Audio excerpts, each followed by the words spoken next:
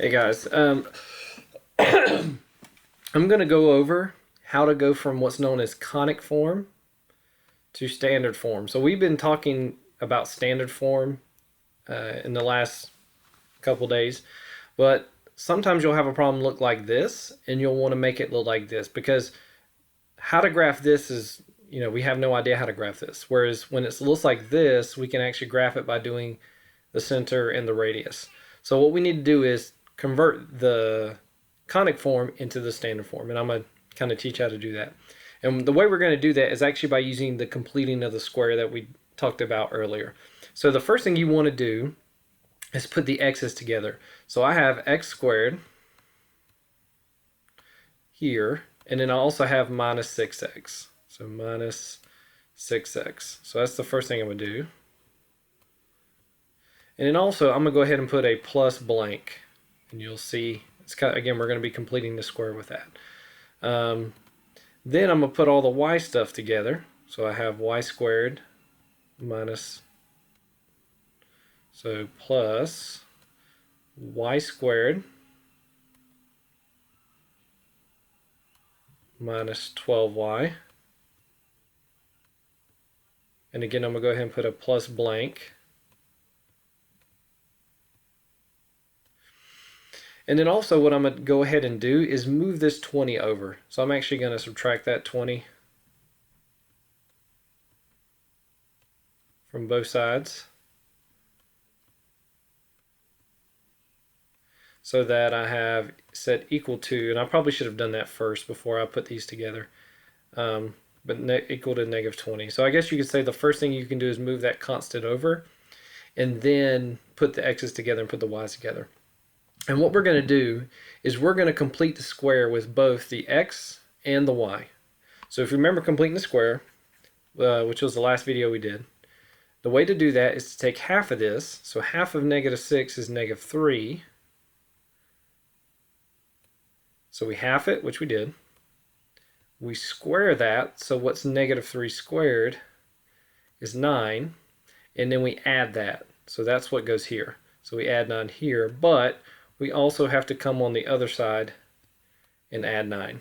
So we can't just add 9 to the left side, we also have to add it to the right side. So we've completed the square with the x part. Okay. And if you remember, what this actually ends up becoming, and you'll see how it relates to this, is the x squared minus 6x plus 9 becomes x minus 3 all squared. And where you get the minus 3 is what you get when you divide by 2. So we've completed the square with the x part. Now we're going to do the same thing with the y part. So we half negative 12, which is negative 6. We square it, which is 36, and then we add that here. But again, we can't just add it here, we have to also add it over here. So that's going to be a big deal. Don't forget to add it to both sides. All right, so then what this becomes, so plus, is y minus 6. So hopefully you're beginning to see why completing the square was so important, squared. So this whole thing here becomes y minus 6 squared. And then over here, we just add all this together. So what does that give me? Negative 11. And then negative 11 and 36 conveniently gives me 25.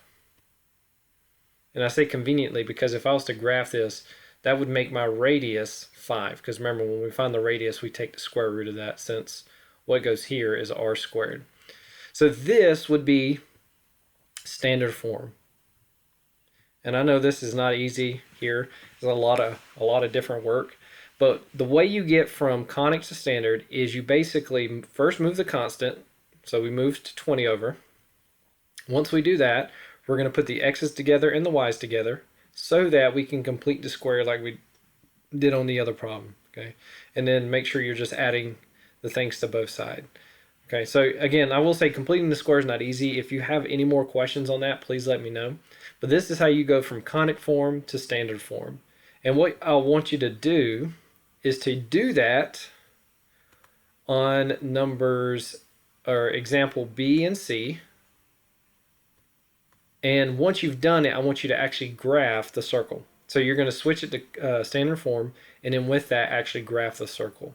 So that's what I want you to do with that. Again, please let me know if you have any questions.